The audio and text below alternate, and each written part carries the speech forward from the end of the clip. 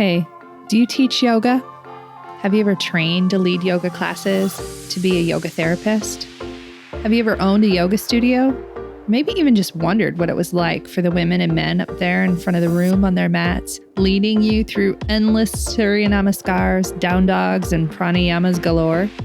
Well, these are their stories, and mine. I'm Rebecca Sebastian, a 20-year yoga teacher, 10-year yoga therapist, yoga studio owner, and co-founder of a yoga-focused nonprofit. I've done a lot in the yoga world over the last 20 years, pretty much everything except had a water cooler. You know, a place to share stories, talk about struggles, successes, and find other people who do the same thing that I do. Welcome to Working in Yoga, a podcast and substitute water cooler for yoga folks to connect and build community, to share our unique profession, our challenges, and our journeys with the world.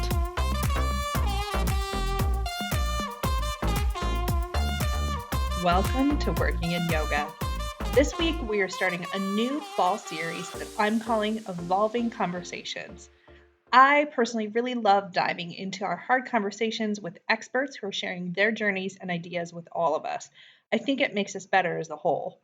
I want to take some of our most difficult topics like cultural appropriation, trauma, money, business, and teaching methodology, and then dig deeper to see how we can push these conversations forward in a way that benefits us all. Today is one of those conversations. Cheri Dostal Ryba is a true expert on the subject of touch and consent, and she and I moved really quickly past the idea of glorified drink coasters, aka flip chips, into the true meaning of consent to if and how we can add touch to our profession.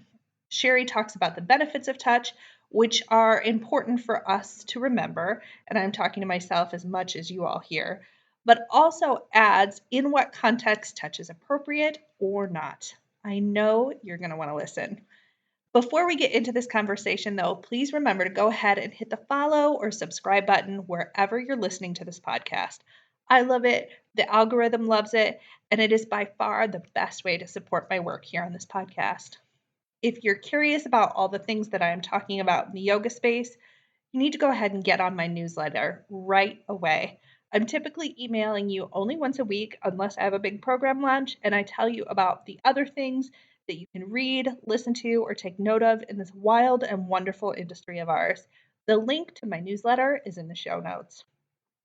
And thank you, as always, to Sunlight Streams, the online self-care platform.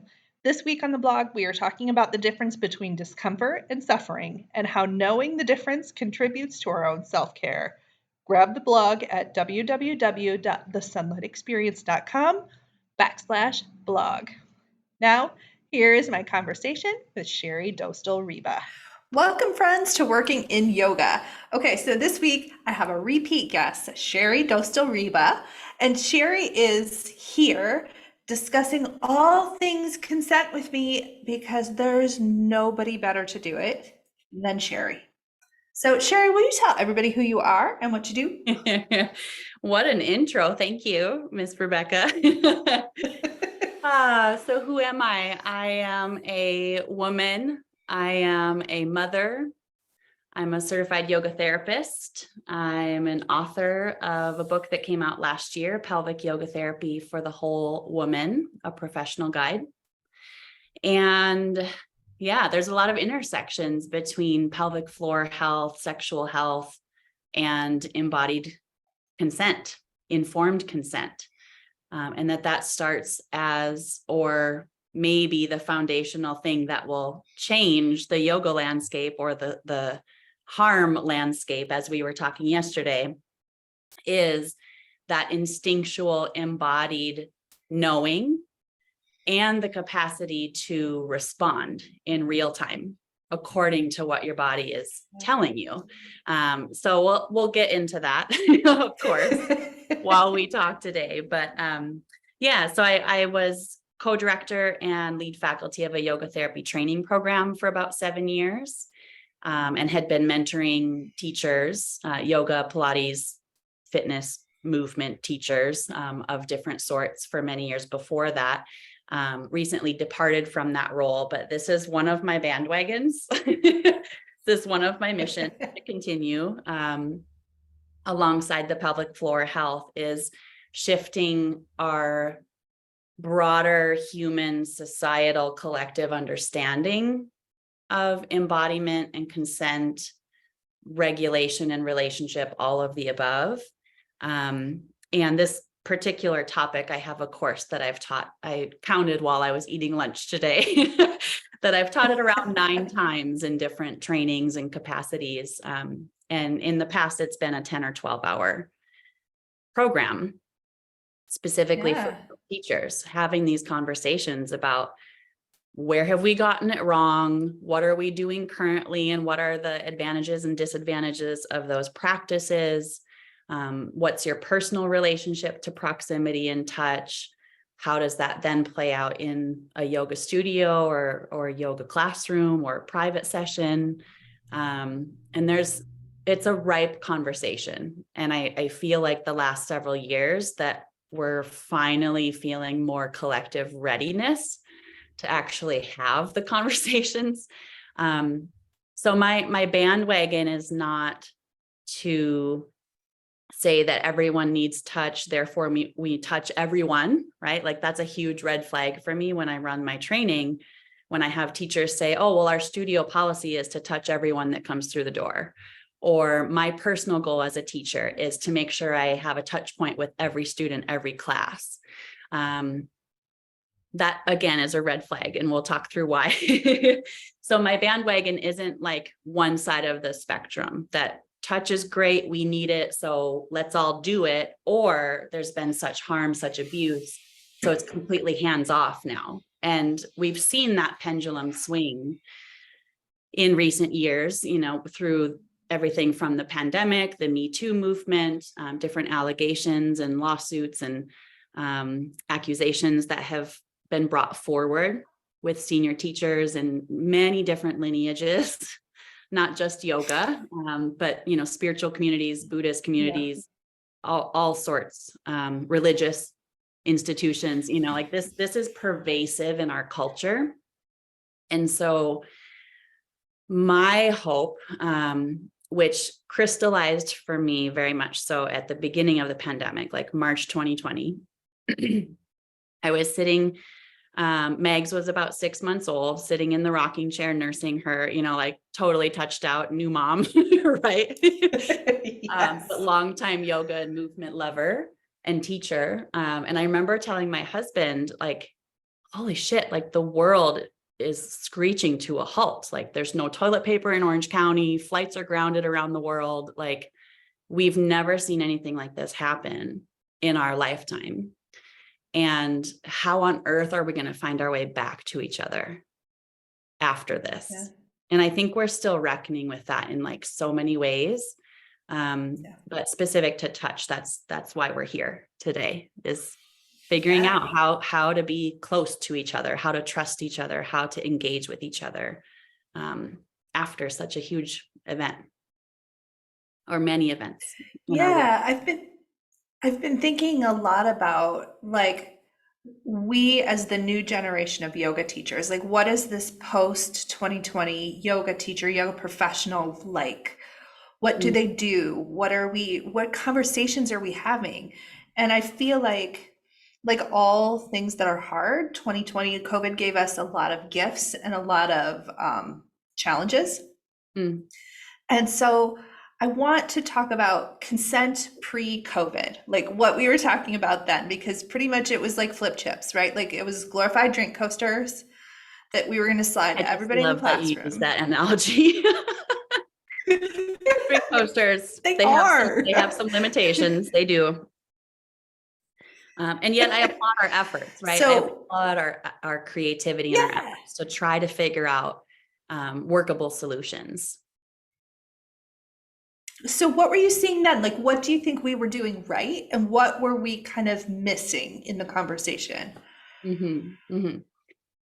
So again, our creativity, our innovation, right? Like we wanted to respond to the fact that harm was happening and that touch was being used in really domineering, abusive ways in certain cultures, certain lineages, maybe more so than others. But I don't think any wellness or spiritual or ethical institution is like immune from harm unless they actually have a good understanding. And I'm a student of this, right? Like, so disclaimer, I've taught this many times. I'm on my soapbox about it, and I will continue to be. And yet we're all figuring this out because we're human. And being human means that we've had our own histories, our own experiences. Some of us have experienced specific traumas around touch or bodily consent, whether that's sexual assault, gynecological trauma, whatever it might be. And so the fact that we're human is both like a blessing and advantage. We want to figure it out. We want to do better. We got creative, and things came out of that, like asking new students when they walk in the door if there's anything we should know about their history, asking a group of people in class to raise their hand if they want touch or if they don't want touch. The flip chips and different cards, visual aids at the top of the mat to try to, again, cue into whether or not touch is welcome for that student. And one of the good things that came from the flip chips, I think, was that it put the onus or the agency back in the students' hands. It gave them a tangible, visible way to signal whether they were a yes or a no. What I find challenging is that it tries to remove like these other external visual clues or signs or products that have been created for consent. It removes the human aspect, the relational skill set that is necessary to actually navigate what I call dynamic informed consent. So dynamic means it's ongoing, it's continuous, it's not a one and done. We can't assume that the yes at the beginning is a yes all the way through the class. We can't assume that a yes in one posture is going to be a yes in a very different posture, right? So it's dynamic. It's got to be responsive and adaptive to what's happening in real time. And then the informed consent piece, right? Like the person needs to know what you're proposing with some specificity before it happens, right? So coming up to someone, coming to someone's mat in the middle of the class and saying, can I offer you a suggestion here? Or may I touch you in this pose? Doesn't tell them where you're going to touch them, how much pressure, what direction you're going to move them in, whether you're going to move them at all, or if it's just a placement of a hand for their awareness. There's just a lot of information that's lacking in some of the ways we've tried to navigate consent.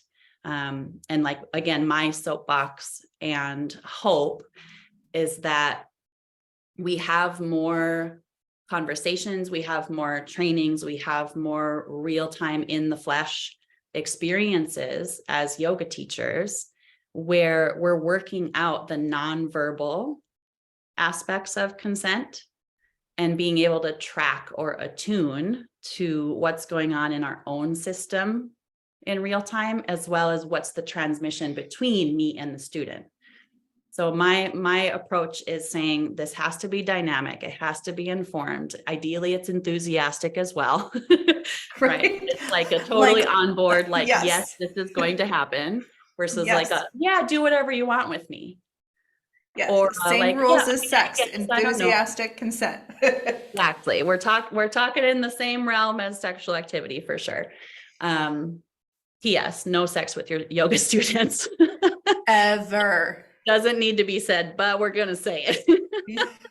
If you are a yoga studio owner and you're not sure what to write in your manual about not having sex with your students, please send me a direct email. I will send you my manual. The end. Simply state.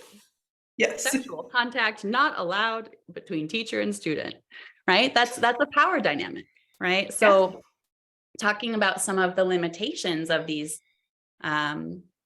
glorified coasters, as you say, or the flip chips and consent cards and things, there's a power dynamic, a differential between teacher and student, just inherently, right? Like we might be the most warm, caring, proactive yoga educator ever. And yet when we're in that position of leadership, there's going to be a power differential that for many students will mean that they might be likely to override their instinctual desire or response. Well, I'm new to yoga, the teacher knows better. Yeah. Or they mean well, this might feel really good, I'll try it, right? Without really having information or rapport or all of the above, right? So power differential or power dynamics, as well as peer dynamics, right? If everyone else is raising their hand, is that person who wants to opt out really going to opt out, or are they going to just opt in because the culture around them is saying yes? So that's one shift that could be implemented right off the bat for teachers that are listening, to shift from an opt-out culture to an opt-in culture. Go ahead. So I want to ask you this question because partially because I have a suspicion I know what you're going to say and you're going to validate what I think. So but here's the question. Power dynamics, peer, like we're in a public space. Yeah. Dynamic informed consent. Is there a situation in which in a group class, because you're describing group yoga, right? Yeah. We're in group settings. Yes. Versus what you and I do when we're yoga therapists one-on-one with folks. Mm-hmm. But most folks listening and teaching are in group settings. Is there a situation in a group setting where you think touch meets all the requirements that you've just set out? Cheri? It is very rare. It's very rare to be able to have the quality of experience, that living transmission that I was talking about between teacher and student, that it is a mutually beneficial experience. So it's not a correction or an adjustment or a doing to someone else, right? Like that's foundational in the way that I offer touch and what I teach in my course is that this is a mutual win-win we're going for. We're exploring and learning embodiment, kinesthetic skill, interoception together. It's a shared responsibility and shared experience. And so for all of the reasons, as you said, if we're talking group environments, whether it's a group of 3 or 4 people or a group of 40 people, whether it's a yin class or a hot, sweaty core power class, right? Like in a group setting, we are limited in our ability to actually have the dialogue that's necessary and the time to slow down and track what's happening effectively for it to really be a learning experience. And that's what I'm going for, right? Is a learning experience, right? That we yes. have something comes of it that leaves both of us, teacher and student, somehow moved or, touched, but moved in a particular way, or that kinesthetic skill, the movement skill, or the quote unquote alignment that we were so obsessed with years ago in yoga, right? Like, oh my God, something changes. Yes. Yeah, like something changes as a result of that transmission or that shared experience. And so I believe touch can serve so many purposes. In my course, we talk about 6 distinct purposes of touch. It can be praise, connection, support, providing stability, muscle engagement. There's so many different reasons why we might use touch. And some of them can be very quick. So back when I was teaching actively weekly beginner class or flow class, there would be times where I would make eye contact with students, especially if there was something I saw them shift on their own that seemed constructive. I would come in proximity wise and like, hey, high five, like you just did that, right? Like that's a really sort of casual, colloquial kind of way of using touch that offers the student praise and affirmation. Like you did this on your own. I saw you make that adjustment. Well done. So there are less formal ways of using touch that isn't like so layered with all this ethical and methodological framework. And in those cases, in a group setting, sure, I might use touch. But when it comes to actually exploring a somatic inquiry, a movement process, shifting how someone is living within a posture or being within a posture, that takes time, takes rapport, takes slowing down, which is really not that possible in a group setting, especially if it's a fast-paced vinyasa class, which many teachers are teaching, right? People love it, people want it, but touch is limited in those contexts, in my opinion. I agree 100% with you. As you know, I'm a touch-free studio in group classes. We don't do that here. When we were first having this conversation 2016, 2017 as a group, as like a profession, I remember bringing in stones to the studio. And to me, I was telling people this consent is an action. So if you take a stone, you're saying yes to this. It wasn't that, like, this is the action, so that new people who didn't know what the game was would always not be taking a stone. They would never have to worry about it. And then by the end of class, I would explain it. But here's what I found is that every time somebody, like I used to have students who would line the front of their mats with stones. They'd take 7 of them, be like, I love it when you give me an adjustment.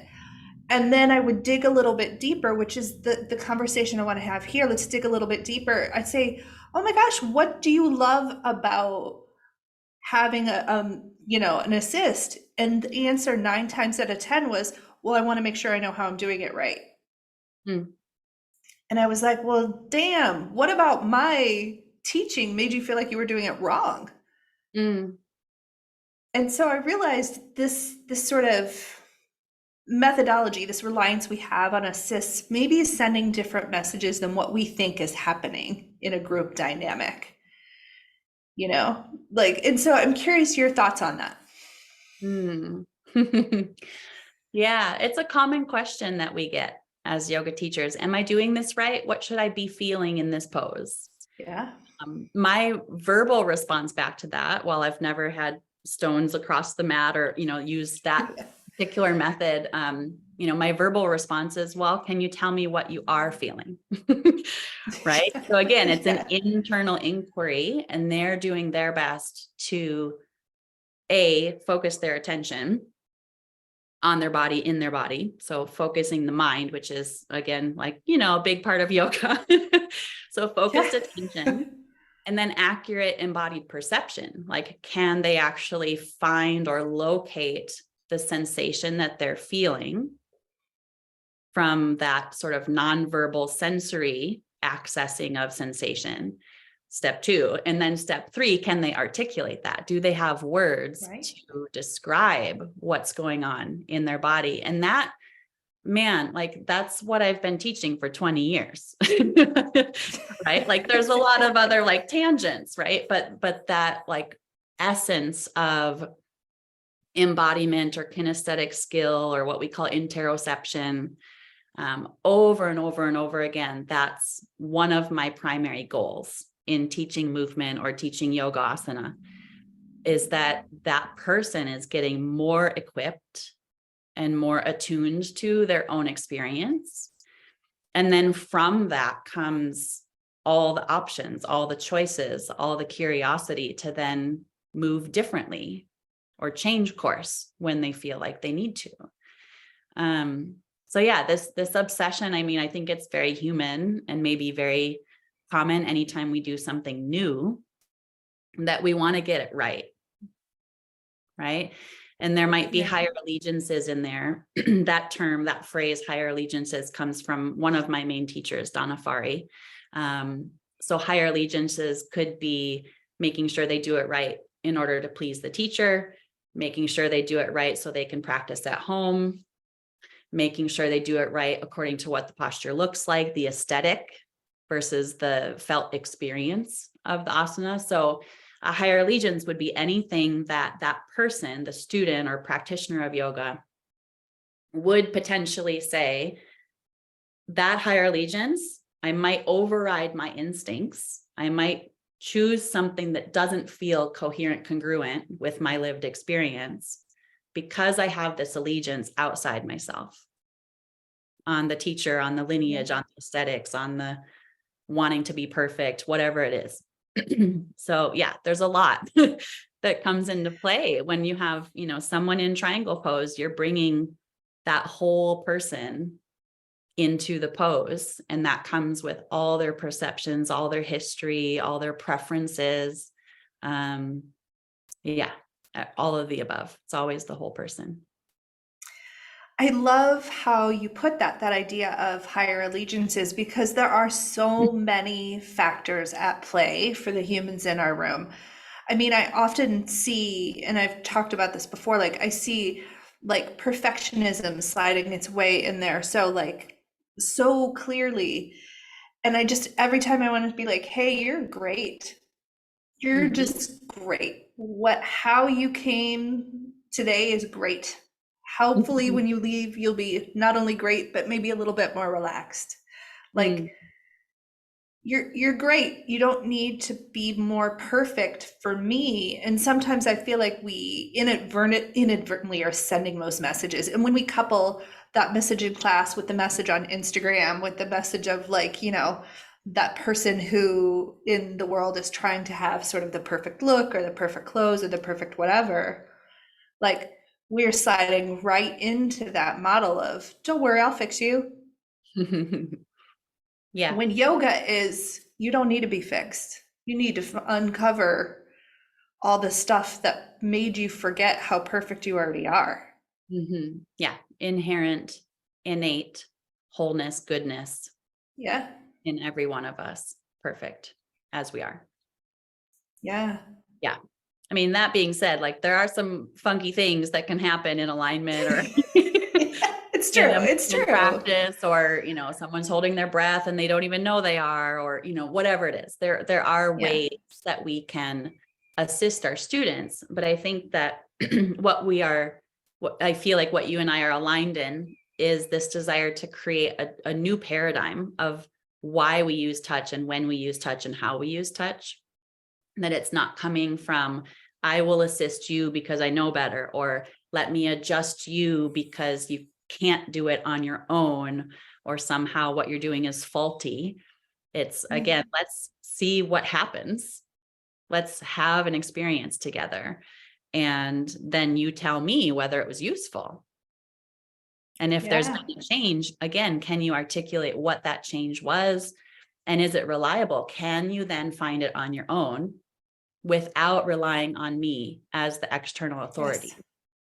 Is there actual learning taking place? That's again my soapbox. So I'm a little curious. I love all the methodology and ethics, and like we are ranting, and I love it. And I'm a little curious too about just talking about touch itself, and how necessary it is.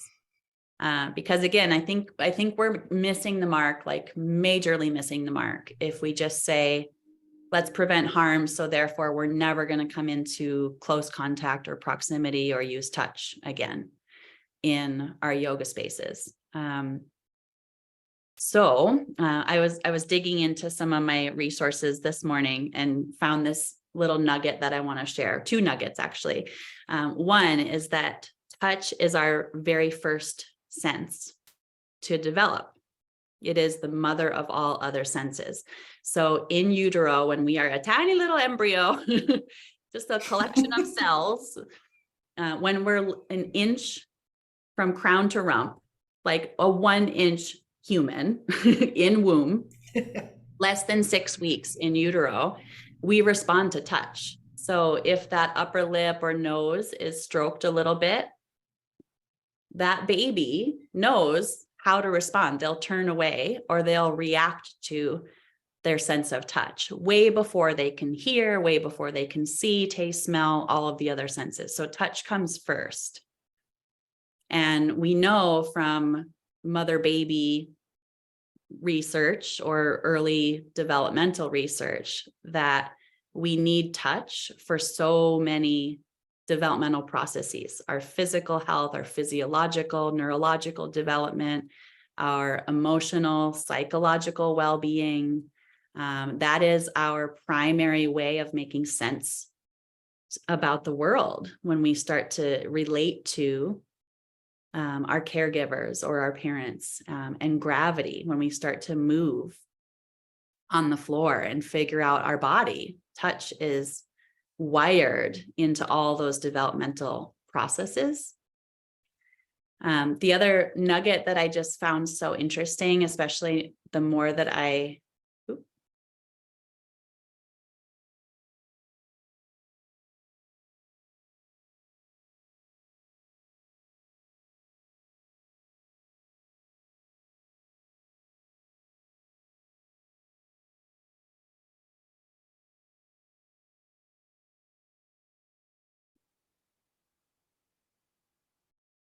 I'm gonna.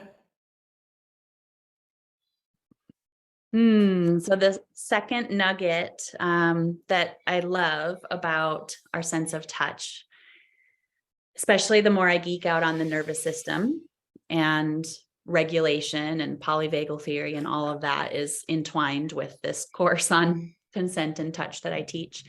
So the other nugget is when we are embryologically developing, again, that collection of cells, there's these three parts, and you don't necessarily have to know the names and embryological theory behind this, but tiny geek out fun moment. The endoderm, mesoderm, and ectoderm are the three layers of that collection of cells as it's forming into an embryo, which will become one of us, a human.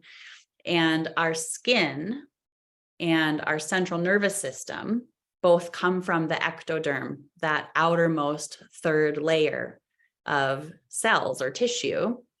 So we could think about that like spidey sense, like our sensations, our intuition, like butterflies in our belly, the hairs on the back of our neck, the way that we register our environment and our sense of okayness or safety through our skin. It's like we're wearing our nervous system on the outside, right? They've come from developmentally the same cells, the same tissue. So whether we think of the skin like an outside the body nervous system that's like picking up on our radar, like whether we feel okay with this person or with what's happening, being touched in this way in a class by our yoga teacher or not, it's just so fascinating that we're so intertwined from like what we think of as very internal, hidden aspects of our physiology. But our skin is that like one and the same. Like our skin suit is that like external outer layer of registering safety or threat. So the way that we're being touched, the way that we are invited into touch, whether someone's coming from the front of our mat where we can see them coming, or we're in a posture like child's pose or down dog, or they come from behind and we don't see them coming. And then it's a surprise, right? Like all those little subtle aspects, we likely, if we're really attuned to our intero and exteroception, or what's called neuroception from the nervous system perspective, right? Like that spidey sense radar that our body picks up on subconsciously before we've actually given verbal consent or even been touched, right? Like all those precursor, more subtle whispers in our body that are showing us our instincts. Sometimes it's showing us our patterns, right? So if we've had trauma or some kind of specific history around touch or proximity, we might also just be seeing residue from that, right? The patterns or conditioning or result of those past experiences, which can be completed, resolved, healed in time, in relationship with practice. But again, in that group setting, we've got some pretty hard stops or limits on the effectiveness of this consent process and touch. And so we all need it. We all benefit from it. If we didn't get it developmentally in the womb and in those first handful of years of life, then again, we may have more to unpack and integrate and understand about ourselves as adults, as to why we feel the way we do, how we relate to others, whether we're open to affection and touch or not. So yeah, I really feel that touch is needed. It is beautiful. It is incredible. And in terms of learning movement, right? Like if we're talking yoga asana or pranayama, breath work, meditation, mudra, whatever, we're learning how to do stuff with our physical body a lot of the time in how yoga is presented in our culture. So if we're trying to learn physicality or kinesthetic skill, touch is potentially the best way or the quickest way for us to have a somatic experience, a direct transmission of sensation. Touch is great at that, but it needs to be in the right environments, the right contexts, and with the right approach and skill set. That's like my other soapbox is like, we're laying all the groundwork today around consent and things that we need to consider as teachers, as yoga therapists, as yoga studio owners, as festival and conference organizers, all of the above. These are considerations we need to start talking more about. Beyond that, though, we also need like actual hands-on skill set. We need training and proficiency in our ability to observe and attune, and in our literal use of touch, where we place our hands, how much pressure we use, what direction or spatial intention we use, even just having a clear goal that is shared with the student, that both people are on board with what's going to happen and why. And we know sort of the trajectory of what we're aiming for in terms of learning or outcome.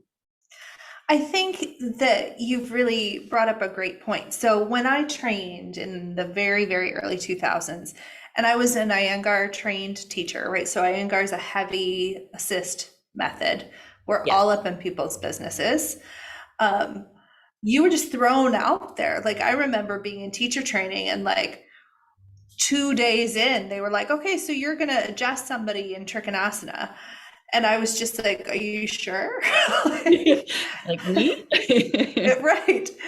And it seems like I like this approach, right? It doesn't have to go away completely, but there needs to be training that, in my mind, happens after you've already done some teaching. Yes. Because that's the thing, is that for the first 5 to 7 years of me adjusting or assisting people physically as a teacher, I had no freaking clue why I was doing. The reason why was because my teacher told me to do it. Mm-hmm.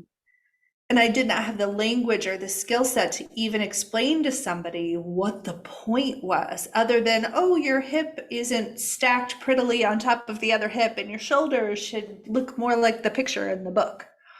Like, yeah. And that feels like higher allegiances, right. alert. Right. That feels like training that happens on an intermediate or advanced skill set level, certainly not at the beginning. And I don't know how you feel, but I'd be curious. Yeah.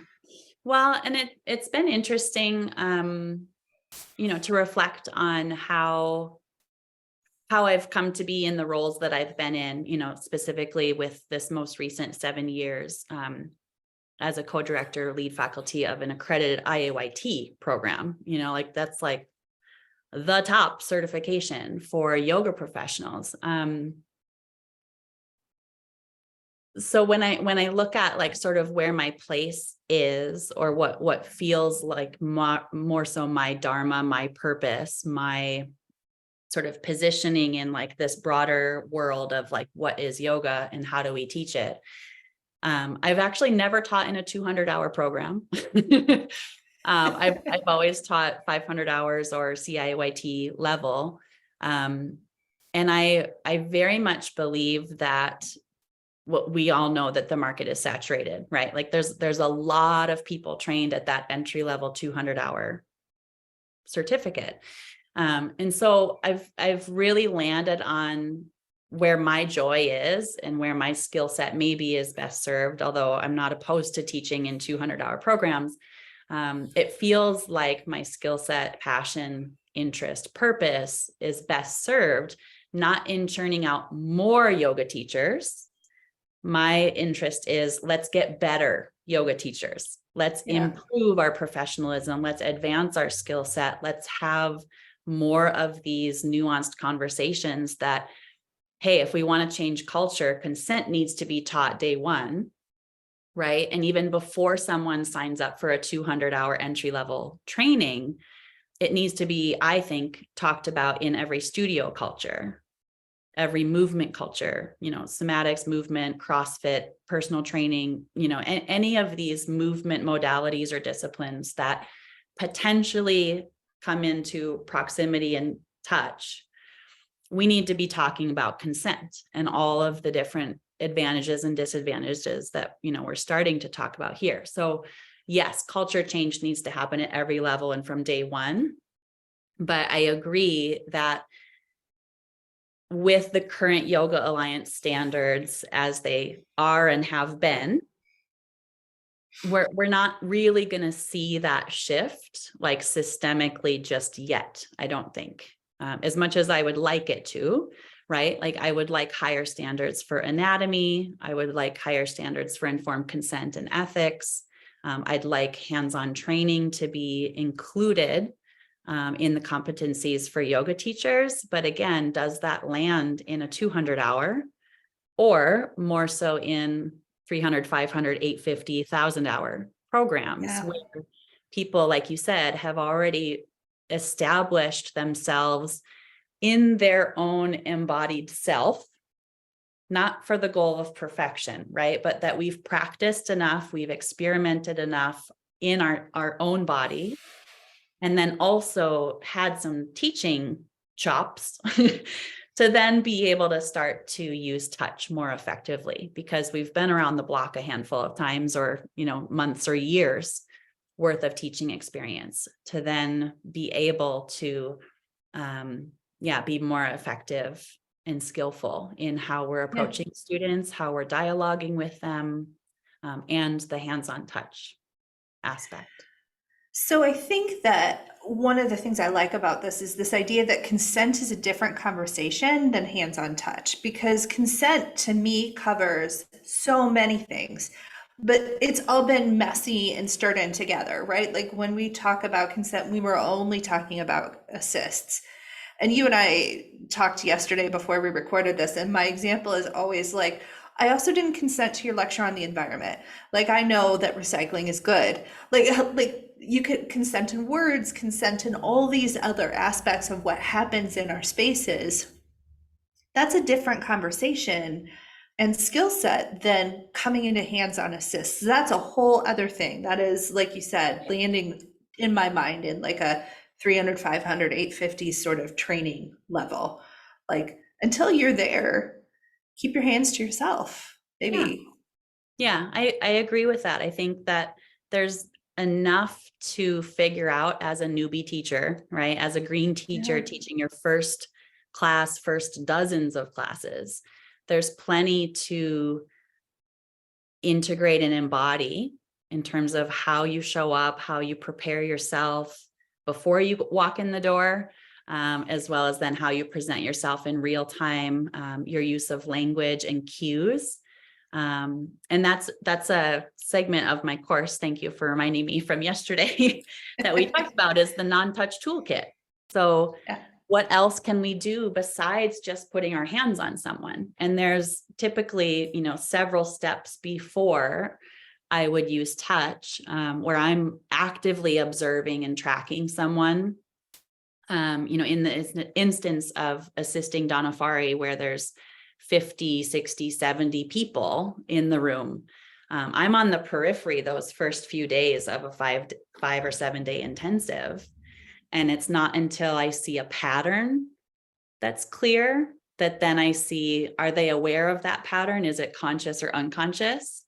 If they're actively working on it on their own, I let them be. right? Like they are actively learning and experimenting to figure it out themselves. And that's gold. That's like so valuable to not intervene.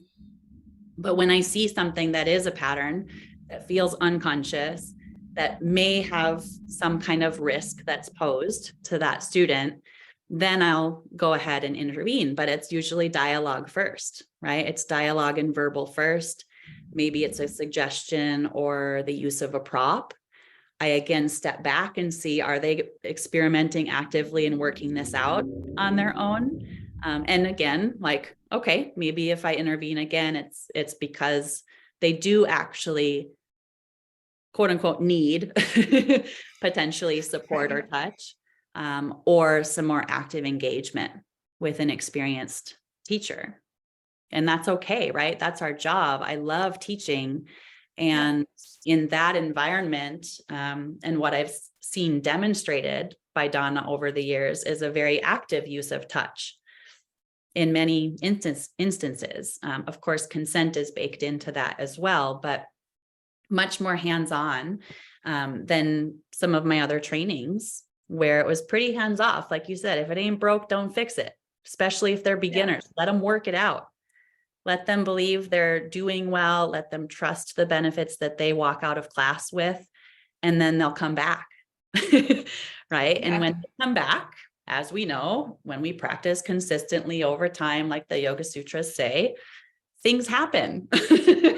Right. Like whether we intervene and touch them or not, like if they're actively engaged in their practice and returning to class, we can trust that there's something good that can come from that without us actively intervening to touch. So yeah, I've been in both camps where it's like, very hands off or very hands on. And I appreciate that because it's helped me build discernment and see some of the different nuances in different environments. So all the way back, circling back to your point, yes, consent, ethics, methodology, that's like ground zero of like shifting the culture around this. But we also need the practical training to put our hands on people. And that also is lacking. It's very, very much missing in the way that yoga teachers are standardized in their training. Yes, so much so. I mean, I almost feel that, and again, we're talking 2 decades ago when, we were coming up and getting trained, that for me, because touch was considered to be assumed, like you were in a class and you assumed touch was happening. For me, it became, so I actually stopped manually assisting people well before the conversation of flip chips and consent came out because I wanted to be a better teacher. I wanted to get better at my job. And so I stopped and I went, oh, what do I rely on that makes me lazy? That's making me not as engaged and present with my students. And the very first thing that came up was manual assists. Like if I couldn't find the words, I just move you, which I think is typically the case, right? like, oh, so, we're trying to say the thing and we're looking at the student and we're going, oh, I want them to do the thing. And if you're not good with the verbal cueing, you're just like, oh, well, here, let me help you. Like push them around. Right. And I was like, oh, I don't want to do that anymore. I want to get better at this skill set. So I stopped touching people. My students hated it. Hated it. And I got so much pushback for this. And I was like, this will make me better in the end. Stick with me, y'all. And they did, thank goodness. Good for you. And good for your students, right? Of like, okay, I'm actively experimenting as a teacher. Hi, I'm human. I'm learning with you. And again, that's a win-win. And if people departed in that moment, right? Bless them, wish you well, find a teacher that's going to fit the needs in the moment for what you desire. And good on your students that stuck with you through that kind of trial and error of figuring out, like, how do I articulate this? Where's my language? How do I source that language from my own sensory experience on the mat? So then it's clear. Yeah. And that again takes a long time, a really long time to hone for most teachers. I think it also takes us as people who've been in this industry talking and having these conversations. we need to make sure we're having them with newer teachers that are coming up. Like, it's okay to unpack and discover who you are as a teacher, including being I'm generally somebody who's probably less of the mainstream. Like, that's how I started with yoga. No way. So I know, right? So being unpopular and making that sort of not liked choice feels Yeah. normal for me. Like, I'm going to crave that a little bit. Like, Yeah. but not everybody is like that. And knowing that it's worth unpacking who you are as a teacher to get better at the job, to get better at the skill set, I think is good. It's okay to be like, why do I touch people? Is it Yeah. just because my teacher told me to? Yeah. For me, it was. Right. I appreciate your honesty. Totally appreciate your honesty in that.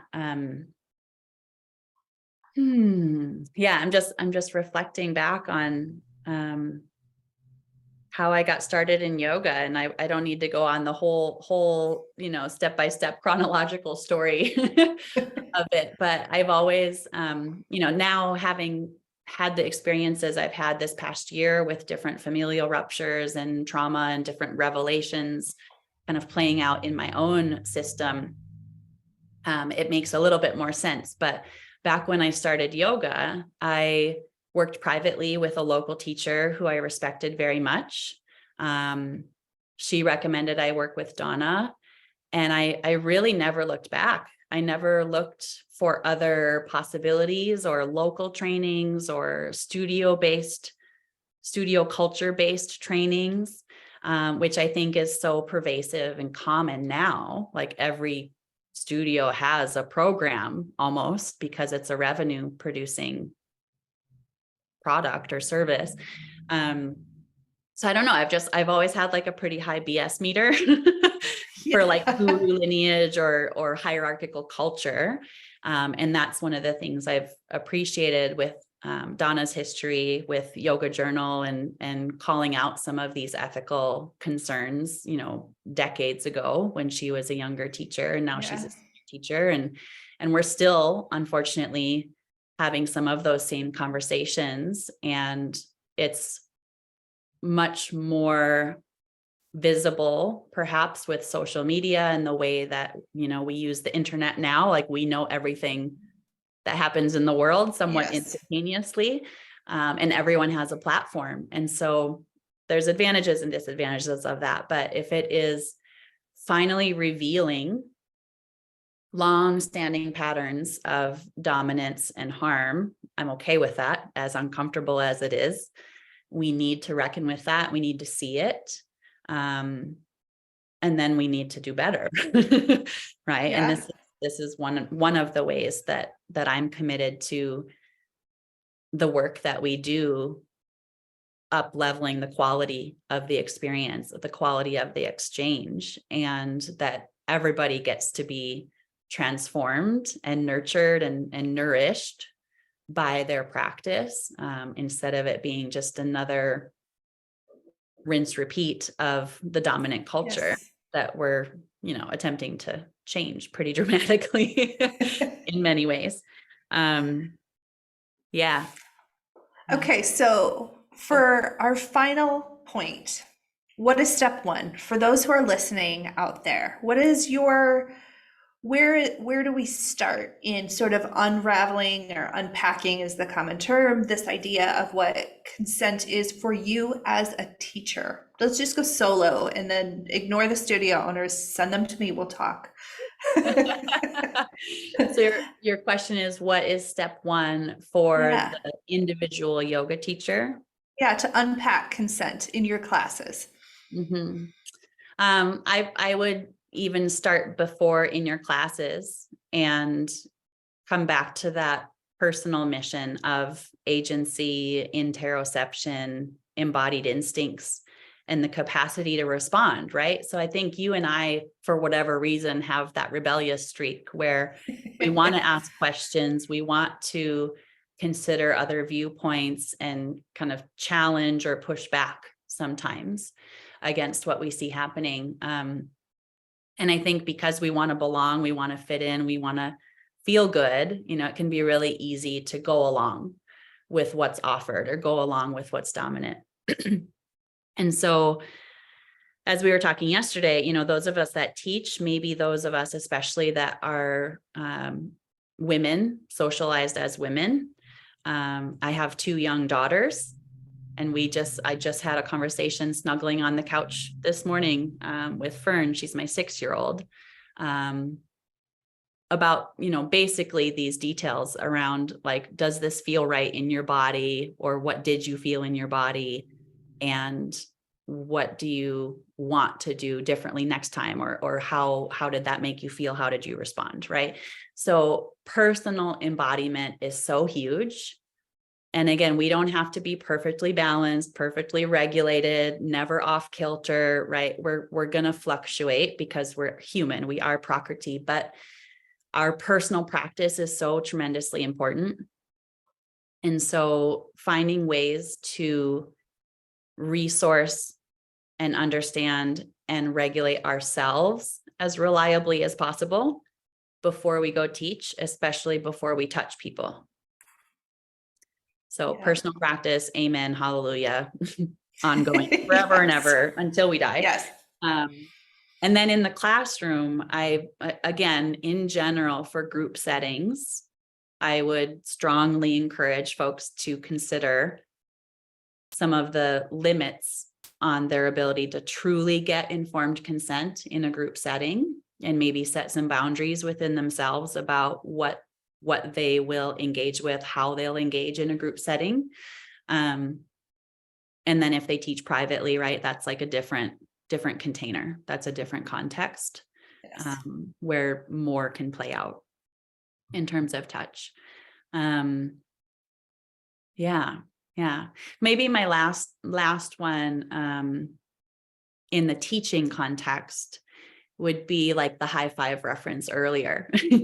Yeah. Right? Yeah. That was really good. Like, just come from that true human connection and belongingness or wholeness that we talked about, like that is yoga. And if you're going to use touch in a group setting, let it come from love, let it come from praise, let it come from playfulness.